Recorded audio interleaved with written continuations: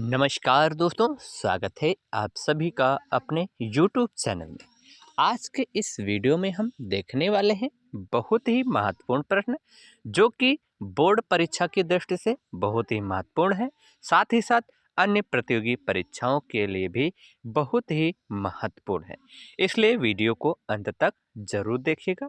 आशा करता हूं दोस्तों कि आपको वीडियो अच्छा लगेगा। अगर आपको वीडियो अच्छा लगता है तो please like, share, comments and subscribe to our YouTube channel. तो चलिए दोस्तों, स्टार्ट करते हैं हम आज का पहला क्वेश्चन। पहला क्वेश्चन आपके स्क्रीन पर दिया गया है कि निम्न में से गन्ना किस कुल का है, यानी गन्ना जो होता है वो किस कुल के अंतर्गत आता है। तो इसका सही आंसर हो जाएगा ग्रेमिनी। क्या हो जाएगा? ग्रेमिनी, यानी option number C is the right answer. तो ग्रेमिनी, गन्ना, गाफर, गन्ना, गाफर, ग्रेमिनी, याद रखना है आपको सभी को। बढ़ते हैं हम नेक्स्ट क्वेश्चन की ओर। अगला क्वेश्चन दिया गया है कि पुष्पों की खेती को क्या कहते हैं, यानी फ्लावर्स जो खेती है किसकी, पुष्पों की खेती को क्या कहा जाता है। तो पुष्पों की खेती को जो है फ्लोरिकल्चर के नाम से जाना जाता है। तो इस क्वेश्चन का राइट आंसर हो जाएगा ऑप्शन नंबर डी, फ्लोरिकल्चर। अगर हम बायोलॉजी की बात करें तो इसके अंतर्गत हम समस्त जीवों का अध्ययन करते हैं। बढ़ते हैं नेक्स्ट क्वेश्चन की ओर। प्रोटीन संश्लेषण के प्रारंभ हेतु प्रारंभिक प्रकूट है, मतलब सीधी सी बात है, क्वेश्चन घुमा फिरा कर दे देता है कि प्रारंभिक कूट मतलब समारंभन कोडान की बात कर रहा है कि ऐसा कौन सा कूट है जो प्रोटीन संश्लेषण की क्रिया को प्रारंभ करता है। तो इस क्वेश्चन का राइट आंसर हो जाएगा AUG, यानी option number C is the right answer.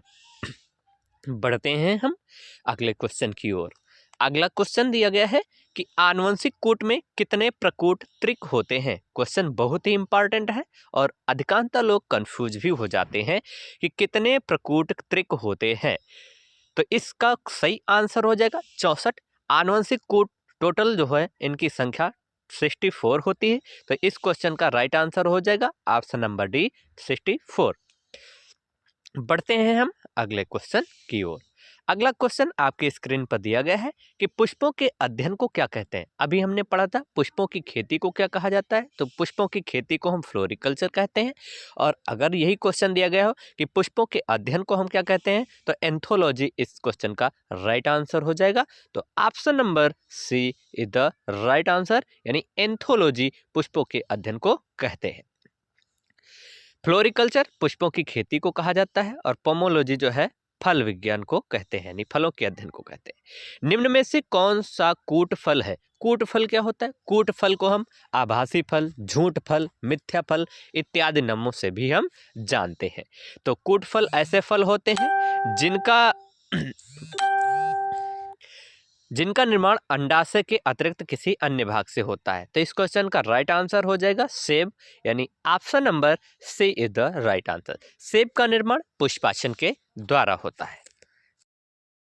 अगला क्वेश्चन आपकी स्क्रीन पर कुछ इस प्रकार से दिया गया है। अगला क्वेश्चन दिया गया है कि बहुसंघी दशा में पाई जाते हैं। क्या पाए जाते हैं? बाह्य दलपुंज, पुमंग, निभाग या दलपुंज। तो पुमंग जो है ये जो है बहुसंघी स्थिति में पाए जाते हैं। तो इस क्वेश्चन का सही आंसर हो जाएगा पुमंग। पुमंग की इकाई अगर हम बात करें तो पुमंग की इकाई पुंकेसर होती है, जिसे हम स्टेमेन कहते हैं। तो इस क्वेश्चन का राइट आंसर हो जाएगा ऑप्शन नंबर बी, पुमंग। बढ़ते हैं नेक्स्ट क्वेश्चन की ओर। अगला क्वेश्चन दिया गया है कि बीजांड का वह स्थान जहां से बीजांड व्रंत जुड़ा होता है क्या कहलाता है। तो बीजांड और बीजांड व्रंत ये दोनों जहां पर जुड़े होते हैं उस भाग को हम हाइलम कहते हैं, और हाइलम को हम हिंदी में नाभिका कहते हैं। क्या कहते हैं? नाभिका कहते हैं। तो इस क्वेश्चन का राइट आंसर हो जाएगा ऑप्शन नंबर ए, नाभिका। इस क्वेश्चन का सही आंसर हो जाएगा। आशा करता हूं दोस्तों कि आपको वीडियो अच्छा लगा होगा। अगर आपको वीडियो अच्छा लगा है तो please like, share, comments and subscribe to our YouTube channel. Thanks for watching me. धन्यवाद।